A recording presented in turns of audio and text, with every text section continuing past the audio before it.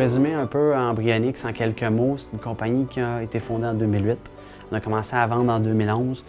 Si vous vous rappelez, aux Olympiques, la skieuse qui avait une caméra sur le casque, c'est un de nos modules qui permettait de prendre le signal vidéo et de l'envoyer en radiofréquence.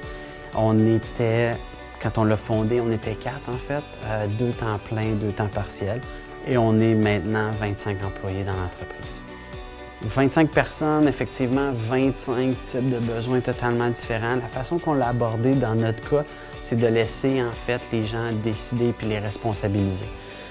S'ils ont des familles, ils vont vouloir rentrer plus tôt, partir vers 3h, 3h30, aller s'occuper de leur famille. Fait que c'est vraiment la façon qu'on l'a structuré. Il y a des gens aussi célibataires, des gens plus âgés qui, eux, préfèrent rentrer plus tard, après les heures de trafic, ce qu'on a laissé libre. On a été élevés, les ingénieurs, dans cette culture-là. En fait, je parle pour moi et mon partenaire. On avait l'horaire variable où on était avant, puis c'est quelque chose qui est venu de facto. Puis ça marche très bien, dans le fond.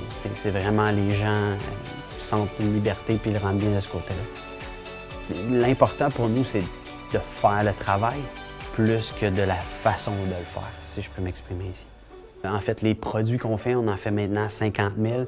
On les vend partout dans le monde, au Japon, en Europe, en Amérique, c'est vraiment partout dans le monde. Puis je crois que ce qui a ressorti de notre candidature, c'est qu'on était à forte croissance, mais aussi on amenait cette dimension-là très humaine dans l'entreprise pour permettre à nos gens d'évoluer et aussi de concilier les deux. C'est pas toujours facile.